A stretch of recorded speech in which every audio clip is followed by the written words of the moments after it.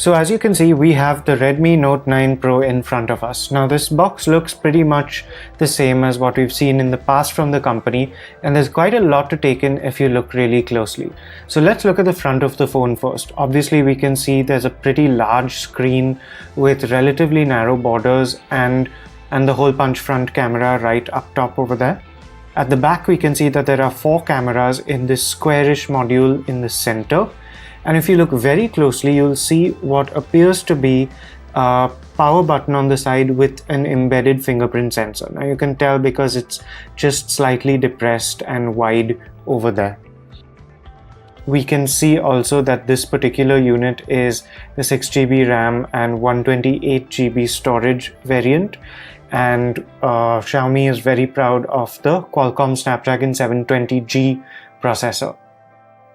So taking a look around the sides of the box, there's really nothing other than the name. We've just got a shipping label over there, but there's a lot more to see on the back. So of course, again, we see the 720G processor highlighted, but we also get told that it's manufactured on an 8nm process and optimized for power consumption. We can tell that there is a 48 megapixel camera as one of the 4 on the rear and a 16 megapixel one on the front. The display is 6.67 inches diagonally, and of course the dot over there is emphasized once again. But we are also told that there's Corning Gorilla Glass on the front and back of this phone.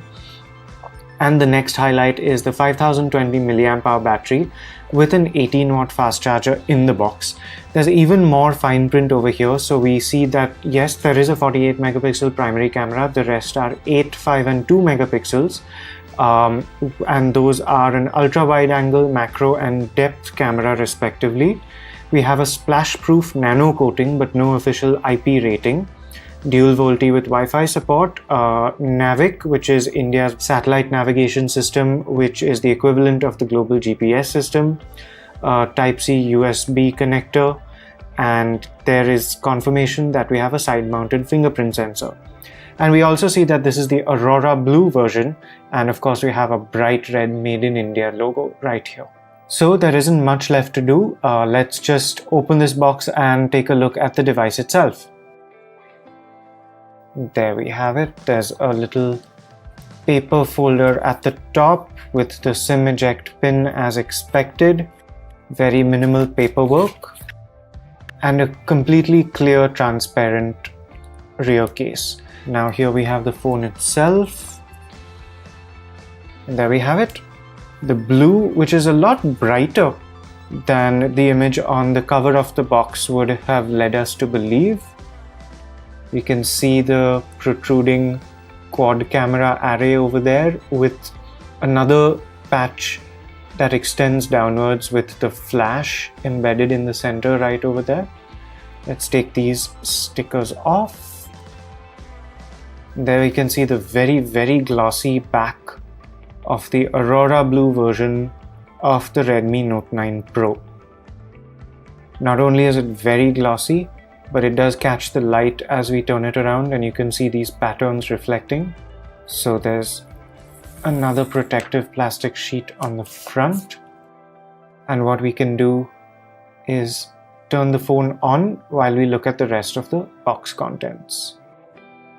So as expected, there isn't a whole lot to see. We have a USB Type-C cable, and here is the relatively chunky 18-watt adapter.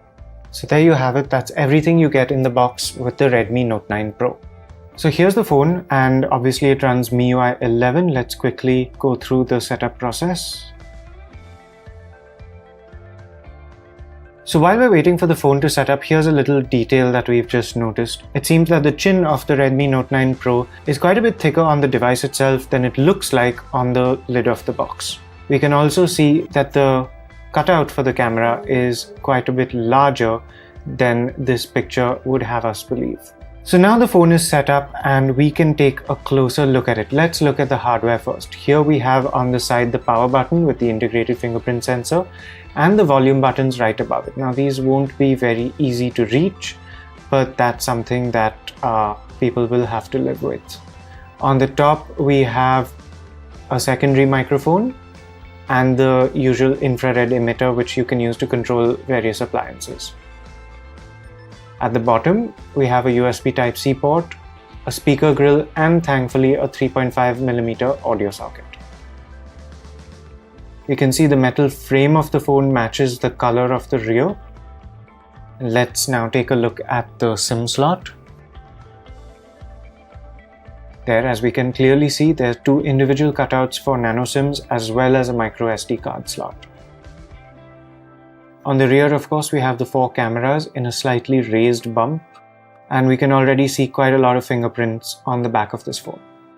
So let's talk about the design a little bit. Xiaomi is calling this its Aura Balanced design, and that's because everything is meant to be perfectly symmetrical. So the cameras on the rear, the placement as well as the bump itself, the flash, the text on either side of the flash that says 48 megapixel and just camera, the logo.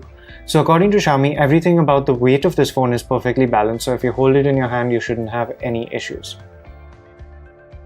So right on the front, we have the 6.67-inch display, which is the largest ever on a Redmi Note device. We have, of course, a full HD plus resolution here. There's Gorilla Glass 5 on the front as well as the back. And Xiaomi tells us that this is an IPS panel. The primary 48 megapixel camera on the rear uses a Samsung ISOCELL sensor and has an f1.7